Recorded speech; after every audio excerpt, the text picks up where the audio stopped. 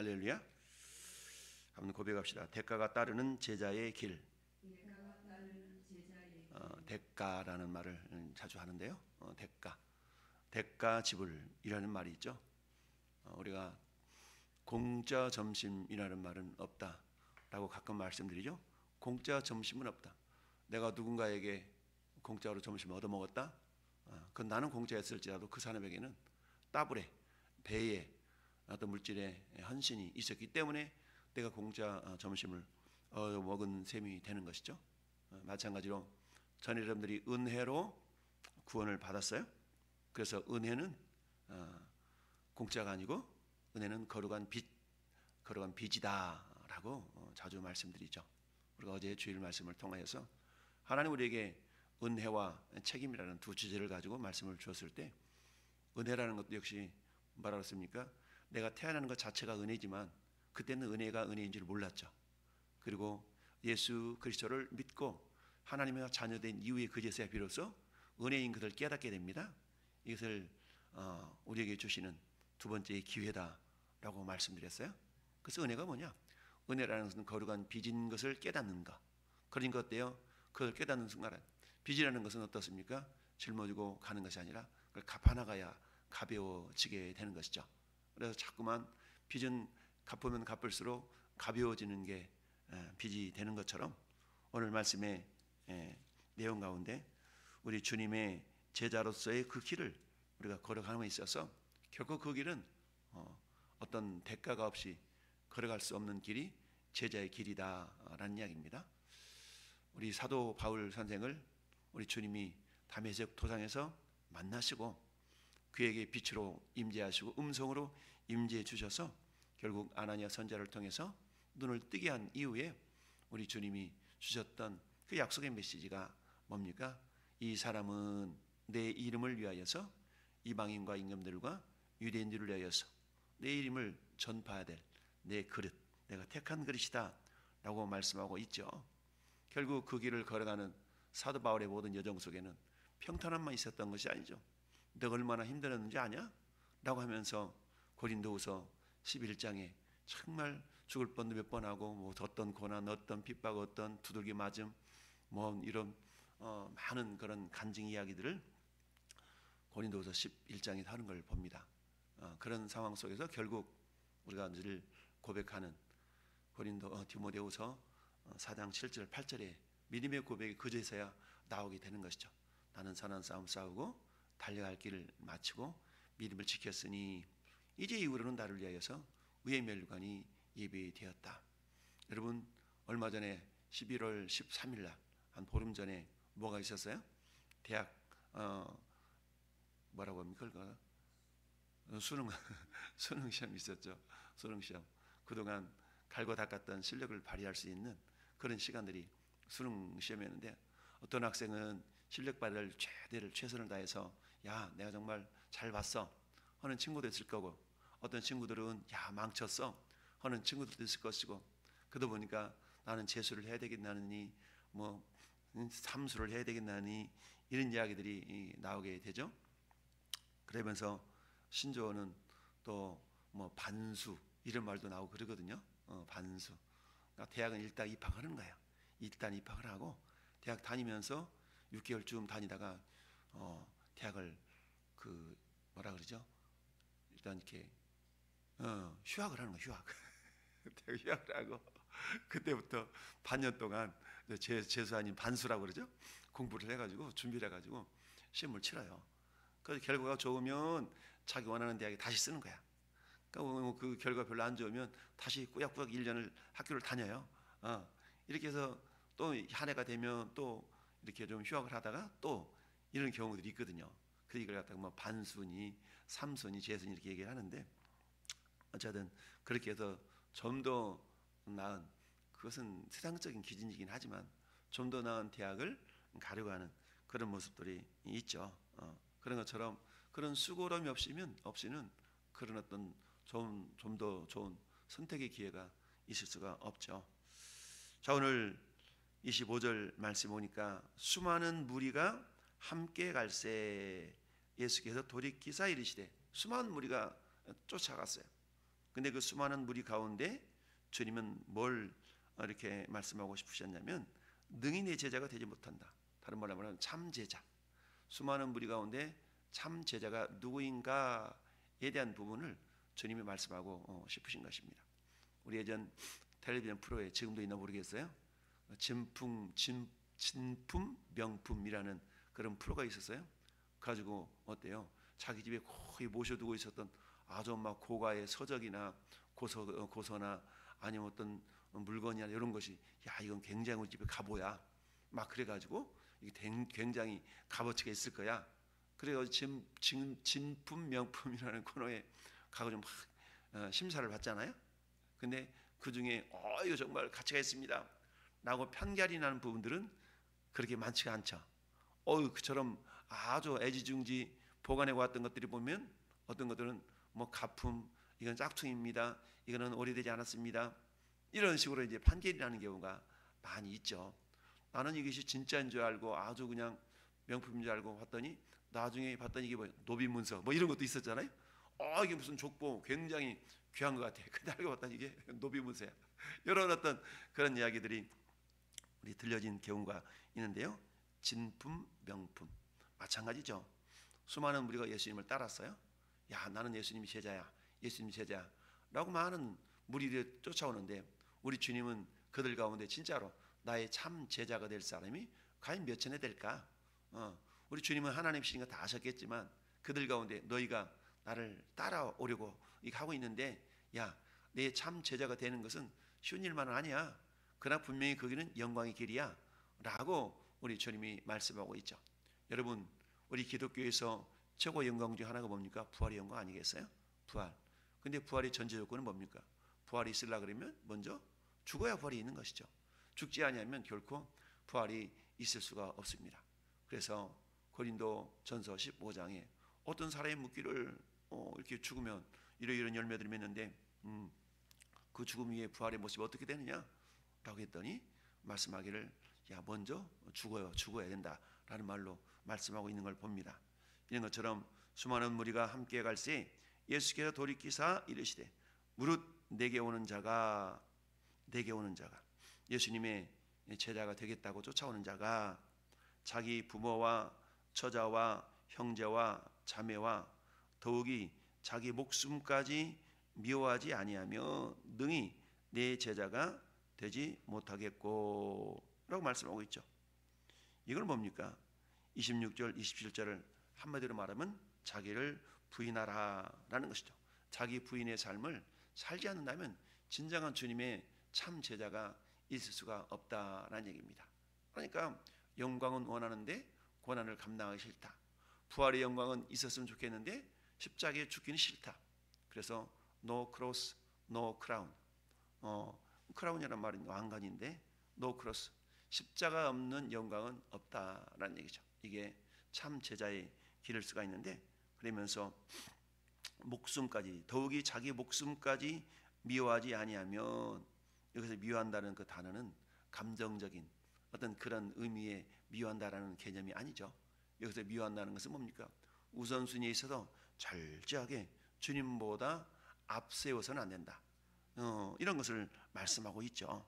그럴 때에 비로소 주님의 참 제자, 능한 제자가 된다는 얘기입니다. 27절에도 누구든지 자기 십자가를 지고 나를 따르지 않는 자도 능히 내 제자가 되지 못한다라는 얘기입니다. 즉 자신의 가족과 자기의 목숨을 위한 것보다 예수님의 말씀과 주신 사명을 따르는 것을 더 우선순위로 하지 않는다면 참 제자가 될 수가 없다라는 얘기죠. 우리는 보통 신학을 해서 목회자가 되는 길만이 사명자의 길을 간다라는 그런 어떤 개념들이 강한데 꼭 그런 것만은 아니죠. 저는 목사가 되지 아니했다라면 더 죄지을 사람이기 때문에 하나님이 어려운히 알아가지고 목사 만들어 놓은 거 아니겠어요? 여러분들은 목사 안 돼도 죄를 덜 지을 줄 아니까 하나님이 장로로 권사로 집사로 만들어 놓은 겁니다. 그렇지 않고서 정말 그런 직분조차 없었더라면 어때요? 내 마음대로 내 뜻대로 이렇게 살아갈 가능성이 많이 있는 게 정말 인간의 모습 아니겠습니까? 그래서 모든 사람이 죄를 범하였음에 하나님의 영광에 이르지 못하더니라는 로마서의 말씀처럼 우리 주님 우리를 오죽 잘 아셨겠어요? 제가 목사가 아니었더라면 이 이른 새벽에 뭐하게 또 일어나서 이렇게 오겠어요? 그냥 피곤하다 그러고 막 쉬기도 하고 막 이럴 거 아니겠어요? 그러나 어때요?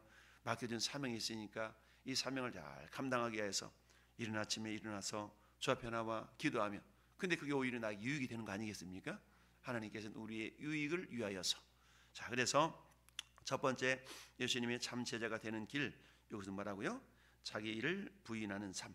자기를 부인하는 자가 결국 주님의 참 제자가 될 수가 있다. 여러분, 우리가 가장 어려운 게 가족 간의 관계 속에서 우선순위를 세우는 문제 아니겠습니까? 자, 여러분, 내 새끼가 아파봐. 야, 그것처럼 괴로운 일이 없잖아요. 모든 사람들이 내 자식 우선이잖아. 내 새끼가 우선이야. 열일 다 제껴놓고 내 새끼 아파봐. 막 그런 거 아니겠어요? 이게 인간의 인지상정인데, 그러나 주님의 참 제자가 되려면 어때요? 그것마저도 이겨낼 수가 있는 그런 어떤 모습을 우리 주님은 우리에게 요구하고 있는 것을 봅니다. 그래서 누구든지 자기 십자가를 지고, 결국 그 십자가가 뭡니까? 부모와 형제와 처자와 자매와 자기 목숨까지 이렇게 우선순위에서 뒤로 밀어놓을 수 있는 그게 결국 뭐겠어요? 자기 십자가가 되는 것이죠. 그래서 누구든지 자기 십자가를 지고 나를 따르지 않는 자도 능히 내 제자가 되지 못한다. 이것을 비유로 들어서 28절에 너희 중에 누가 망대를 세우고자 할진대 자기의 가진 것이 준공하기까지 족할는지 먼저 앉아서 그 비용을 계산하지 아니하겠느냐. 그렇죠. 우리가 시장을 가서 장을 볼 때도 야, 이거 이렇게 하면 얼마 들겠는데 라는 계산하에서 시장을 쇼핑을 하는 것처럼 망대를 세우는데 자그마한 뭐 하나 건축물 하나도 세울라 치면 이걸 하는 데 있어서 재료비가 얼마가 들고 뭐가 얼마가 들고 다 계산해서 이게 세우지 않겠습니까? 자그마한 망대 하나를 세우는데도 그런 어떤 준공하기까지 족할는지 먼저 앉아 그 비용을 계산하지 아니겠느냐. 근데 무턱대고 그냥 시작했어. 근데 기초만 쌓고 그야말로 비용이 없어도 그냥 세워놓기만 한다 그러면 얼마나 보는 자가 다 비웃어. 야, 저 부도 났대 하다 말았대. 이런 어떤 비웃음거리가 들려지면 얼마나 안타깝겠습니까? 저기 평택에서 서산 가다 보면 당진을 미처 못 가가지고 왼쪽에 굉장히 그 고층 아파트가 몇 년 동안 그대로 방치된 적이 있었어요. 요새는 그게 이제 완공이 돼가지고 입주가 돼 있는 상태인데 몇 년 동안이나 한 10층 정도 돼 있는데 그냥 뼈다귀만 해 있는 채로 몇 년을 방치해 놓더라고. 근데 이제 어떻게 해서 우욕절 가운데 저렇게 이제 다시 또 건축 올려져서 지금 사람들이 들어가 살고 있는데, 그처럼 어떤 연인인지 모르지만 뭐 비용이 부족해서 그렇든지 그냥 썰렁하게 그렇게 남아있는 그 건축물들이 곳곳에 있잖아요.